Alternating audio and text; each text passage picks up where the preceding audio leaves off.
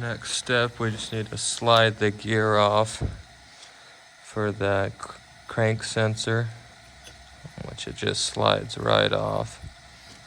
Super easy. That's what we're taking off there. And this next step, we're going to take the timing chain off. So you're just going to take these 10mm bolts off for the timing chain guides.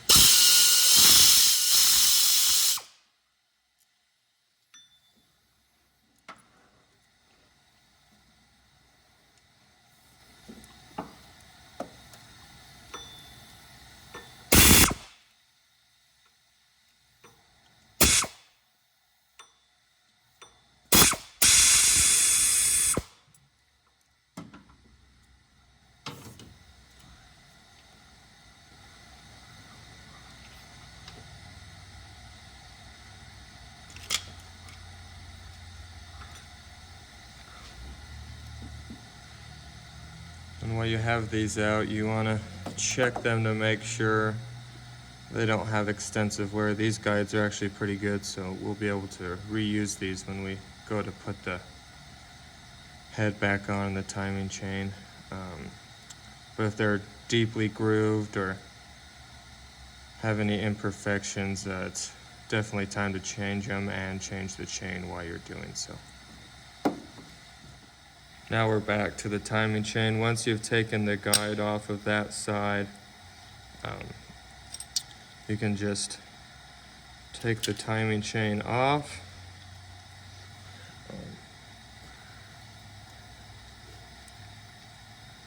And you do not need to pull the other timing chain down below for the oil pump. Just leave that at this time. I always just let my timing chain sit down here and then cover it up. The reason is there is a keeper that'll keep it on the crank, so there's no need to pull that off. You could pull it off if you wanted to, but there's no need to. Then we also need to take this other guide off. It is held on with one 12mm bolt. That is just so it can pivot, since it is the tensioner side. As you can see, it moves.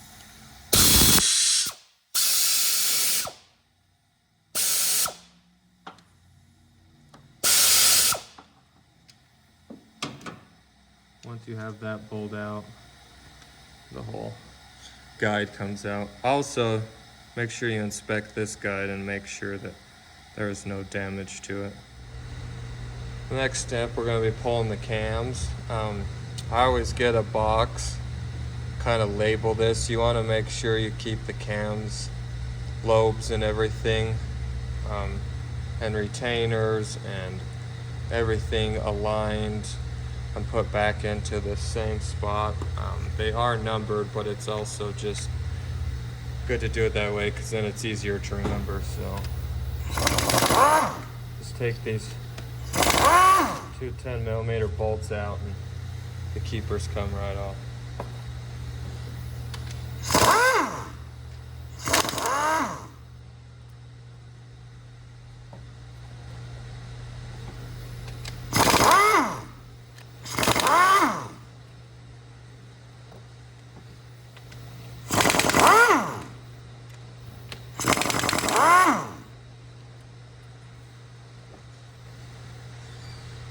The last big keeper is actually held on with two 12mm bolts.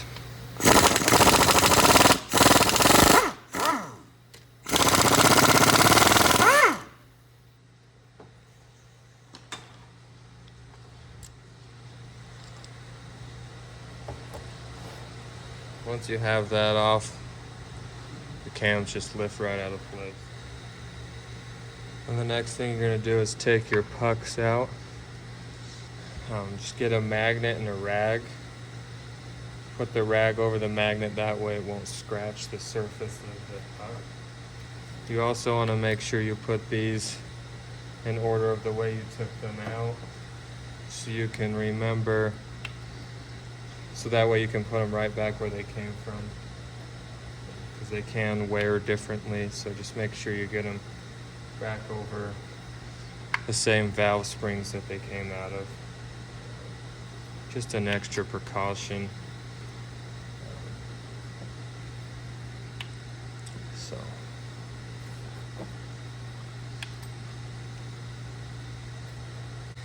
this is how I set up my box, just so I know which ways they came out of. I just label it, and then everything will go in that duration across the pucks and the keepers. So then to remove the rear cam, we're gonna do the same exact steps as we did on the front.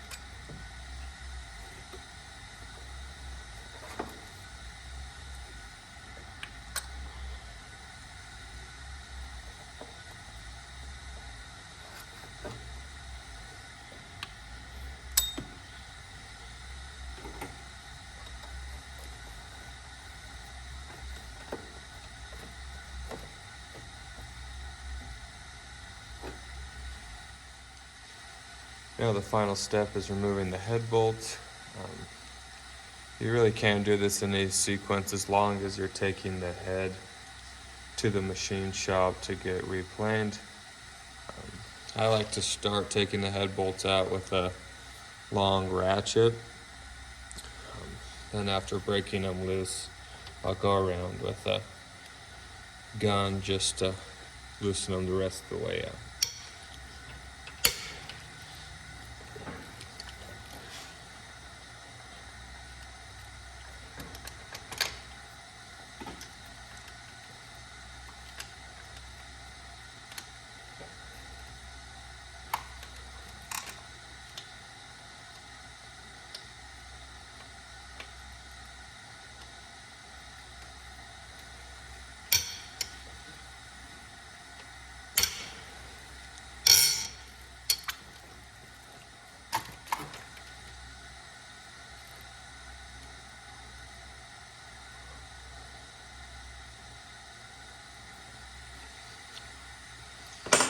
I also forgot to mention this rear bearing cap. You actually have to pry it off because one of the head bolts is underneath it. You just get a small screwdriver, pop it off. Just make sure you remember what direction it was facing when it was down in there.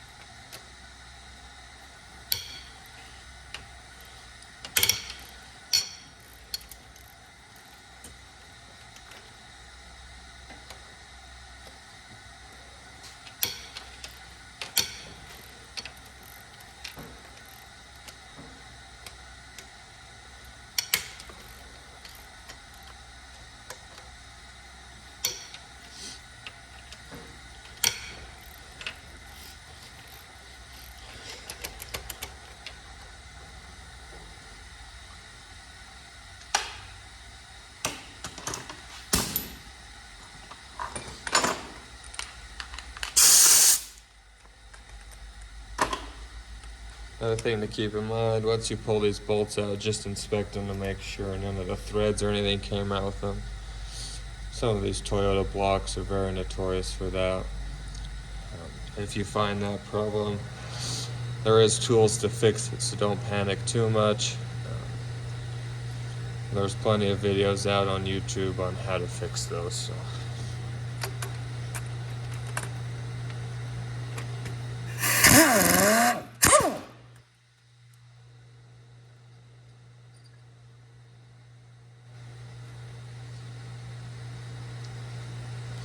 You don't really need to remember what holes they came out of. These are stretch bolts, so you're going to want to get new ones.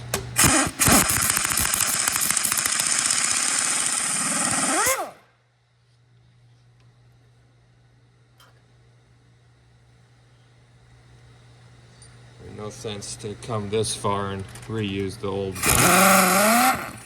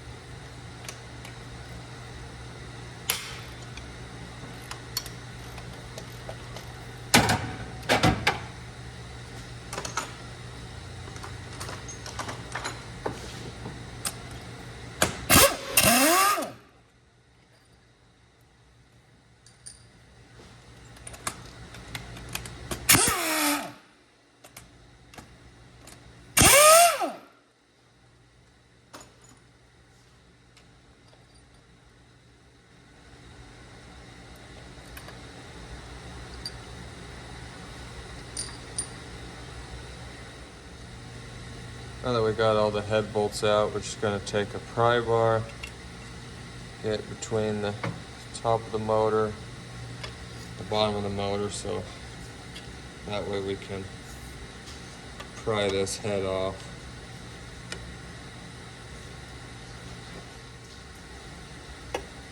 Just find a good spot to pry.